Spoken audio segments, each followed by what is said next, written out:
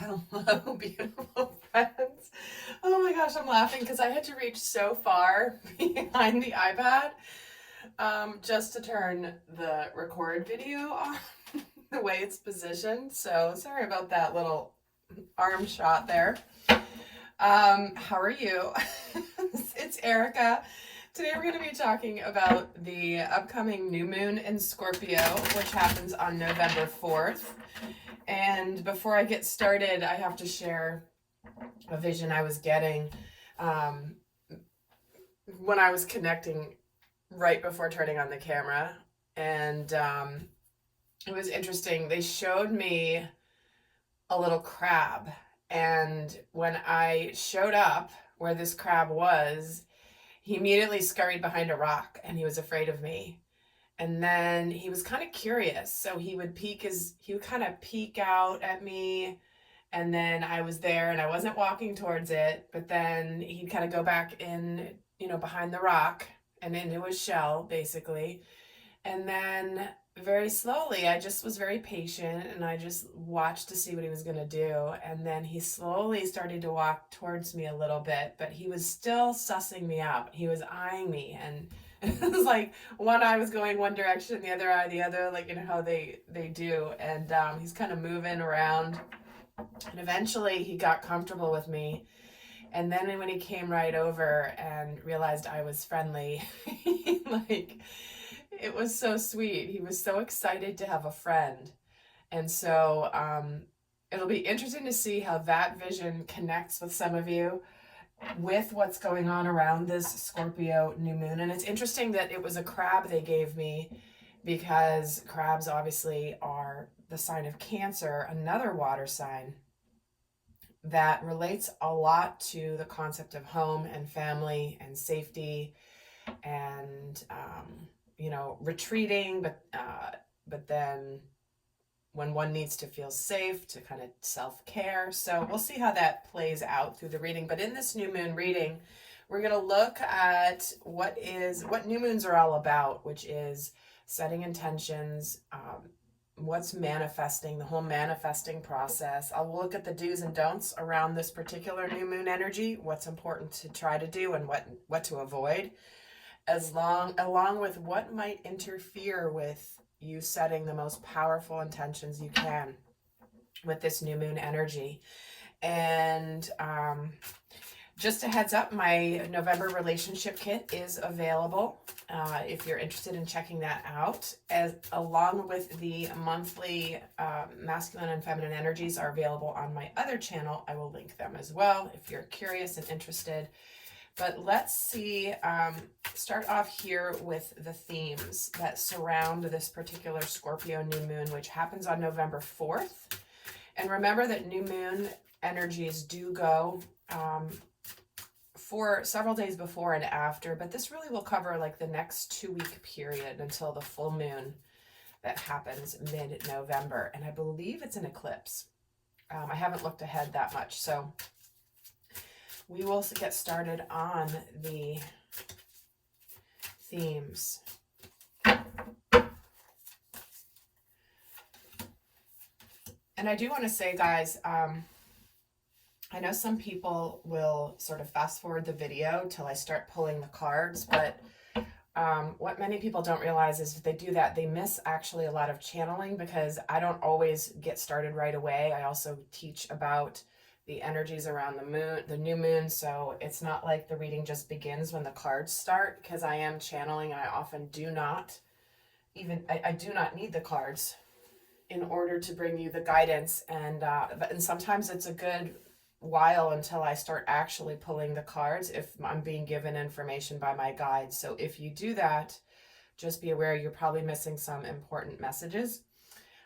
But certainly do what you wish. I just want to let you know, because I know some of you don't realize that some of the channeled information is before the cards come. So anyway, let's get started for this reading. And we're getting the Traveling Lightly card. So this is about simplifying, getting things a lot more clear and interesting. We're getting fogged in and transformation. There's that Scorpio energy. A fresh new way of living emerges, but go slowly and take time. So I think that this new moon is already coming in with this energy of rebirth out of a very intense period. And through that rebirth, we're realizing like where we've been cluttered in our life, where have we been carrying so much baggage, whether that's physical clutter or whether that's emotional clutter or spiritual clutter even, where we've kind of been really letting things slow us down and we're making things harder than they need to be. And sometimes the best solution is the one that's right in front of your eyes, but you can sometimes ignore it because it's just so crystal clear and it seems too easy or too obvious. But then if it's right in front of you and it's so easy and if it's obvious, why aren't you taking it? We can sometimes overcomplicate it. And sometimes the way the divine works is to make something so clear to us that it seems too obvious. Like, no, it's got to be more complex than that, or there's got to be things I'm not considering. So this is a new moon to get clear, but it is also important to know that you might not quite see the full destination of where you're going. But because of this, it doesn't mean that you should stop moving forward. It just means you might have to slow down, take your time carefully. And what happens when you're rowing a boat in the fog, right? It's like there could be a hazard relatively close to you, but you don't see it until it's you're right on top of it. So this is not the time to go barreling into the unknown necessarily, quickly and impulsively, but it is about using your gut instincts, your intuition to feel your way through what might be a bit of an unclear journey at the moment. But you are going to emerge out of the fog with this incredible new way of living, having transformed through this navigating of the fog, really. So let me get a tarot deck here. I know many of you guys liked this deck that I used the other day, this really bright one. And honestly, guys, I have no idea what the name of it is. All the boxes for my decks are in a big box, so I apologize if I don't know. I want to say it's something like the Mystic Mondays or something, but it's really bright. You guys will, I know some of you guys were commenting, and again, I don't remember the exact name of the deck. But we're going to start by looking at what is in the process of manifesting from the last new moon, which was the new moon in Libra.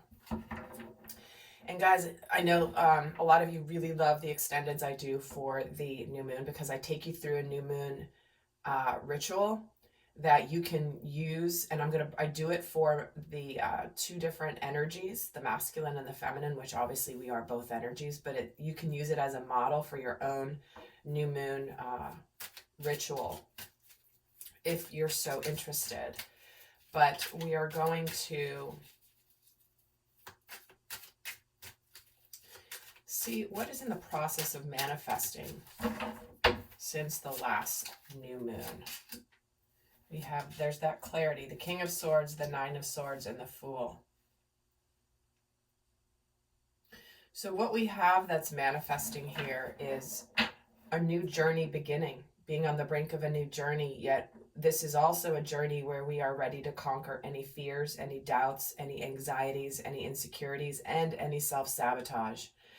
It's like there's been this understanding, like where in your life have you had, maybe you've let fear and anxiety stop you and you're finally just like, okay, enough already. Like I have the clarity now. I know what I need to do. And yes, I might still be nervous and scared or uncertain about the outcome of the action I'm supposed to take.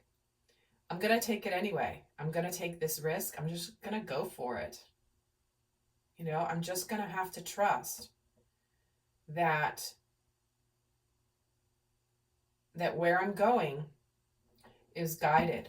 And it might feel a little wacky where you're going, Might feel a little bit different, right? Because look at this Fool. Like the sun is kind of pinkish, reddish here. And the sunlight isn't yellow. It's red. And she's on a crystal here. So something might feel a little bit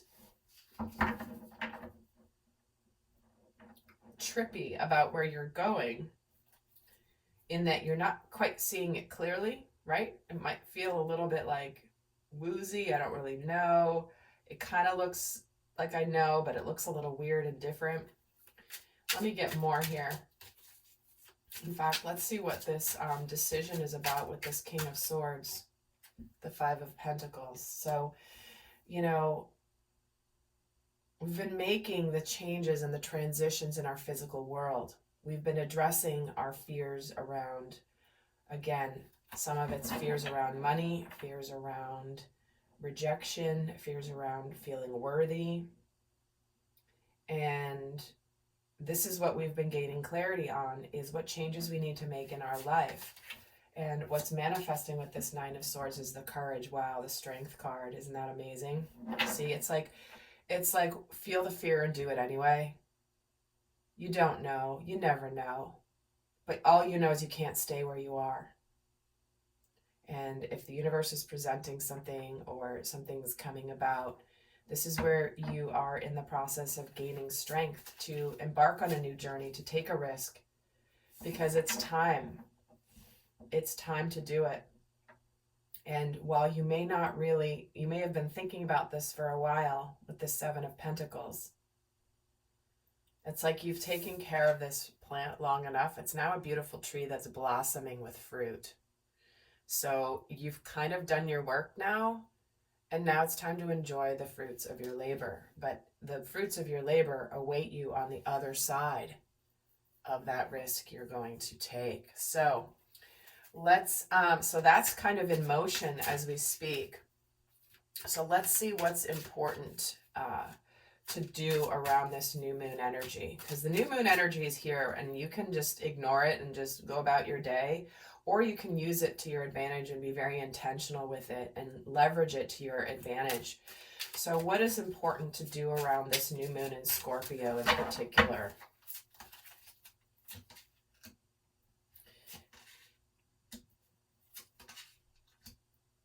Okay, so we're supposed to begin the process of really opening up our hearts.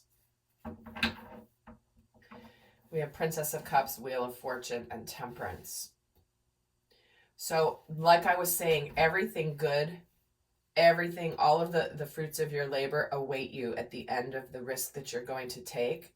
And so what's important to do is open up your heart, communicate from the heart, maybe offer apologies if that's something you need to do. But this is where you begin to open your heart with this Princess of Cups, because everything is beautiful is on the other side with this Wheel of Fortune and this Temperance card. So this is a time when you open up, you'll find that things begin to change in your life. And sometimes that change will be it's always going to be for the better when you open your heart from a sincere place. But even though the outside, the Wheel of Fortune can sometimes be a change in destiny, or not a change in destiny, but a change in the status quo. And it's moving you towards the positive energy. But it's also important to be very patient here while things transform. If you've suddenly begin opening up your heart, it's not like immediately you're going to get all the blessings. You're going to get all of the, the pat on your back for doing so right away. That's going to take time. And so that's why we get the fogged in card. It's like you might feel a little bit uneasy opening your heart to something, or communicating your heart to somebody, or apologizing, or any and all of the above. But when you do this, know that you're going to see the blessings come in later, because this is the first action that needs to happen here. So let's see, actually, in fact, with this Princess of Cups energy, the Six of Swords, see, there is a sense of moving forward, a sense of relief that comes from opening the heart. And the Wheel of Fortune, like there might be something, there could be something good that comes of it right off the bat, but the really big blessing will come down the road. So let's get a card on this Wheel of Fortune. And we're getting the Seven of Swords and the Five of Swords. See, we're getting out of the mental energy and into the feeling. That is certainly Scorpio energy. And Libra clearly is an air sign. So we're moving from the air sign mental thoughts, clarity, ideas, truth, energy into the feelings. The feelings, the emotions, the intuition with the Scorpio energy. So what we have here is getting out of where we have felt like defeated by what we didn't know, or finding out something. It's like this woman's holding on to just one more sword of truth here. She's holding on to her truth. And even though there's all these other swords around, she's kind of hiding her truth because she's been feeling this sense of feeling attacked. So if you felt like you were attacked and you didn't want to communicate to somebody, you could open up your heart and find that some good comes of it. But why is the Temperance card here? The Sun, look at that. We have incredible happiness. See, here's the Phoenix rising out of the ashes. Here's this Fool card I showed you before with the Sun being kind of wacky. And then we have the Patience. It's going to turn into what we know the Sun to be, which is this golden yellow light. And so what we're having here is we're on our way to our complete happiness. But it is an opportunity to open up our hearts and possibly communicate from the heart as well. Having a heartfelt conversation with somebody. So what's important not to do around this new moon energy? What is important not to do?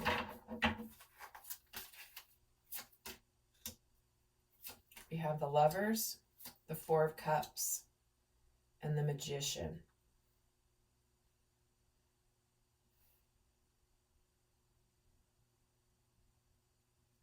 Okay. Let me tune into this for a moment.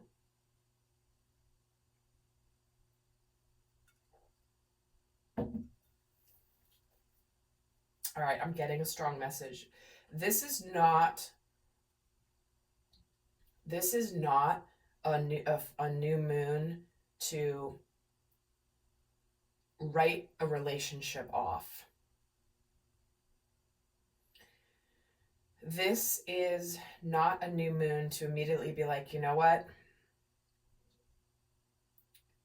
It's either, you know, something's coming up in a dynamic. And a relationship could be, it's not time to write something off. But for many of you, it could be a relationship. But this is not the time to write something off. This could be a job also. It's like, you know what? Forget it. It's too hard. I'm out of here. Or I don't want to put the effort in, whatever. This is just too much for me. Forget it. I'm just going to give up. That's not the theme of this month. And that's actually a very prevalent theme in the monthly readings I did over on my other channel. So you want to go more in depth into that. But this is not the new moon to quickly dismiss something, because it might be a little challenging and it might be a little unclear. So this is not a time to rush decisions, potentially on relationships, potentially on where you're not happy, you know, thinking your happiness might be elsewhere and feeling like you either manipulate or there's a sense of manipulation, or that you feel like you don't have what it takes to be happy in this connection. And it might just feel easier to dismiss something rather than wait for the rewards at the end. Remember, the fruits of your labor will show up when you take that risk.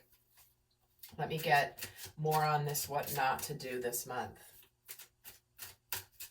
With the Lovers, and we have the Queen of Cups. Four of Cups gets the Nine of Cups.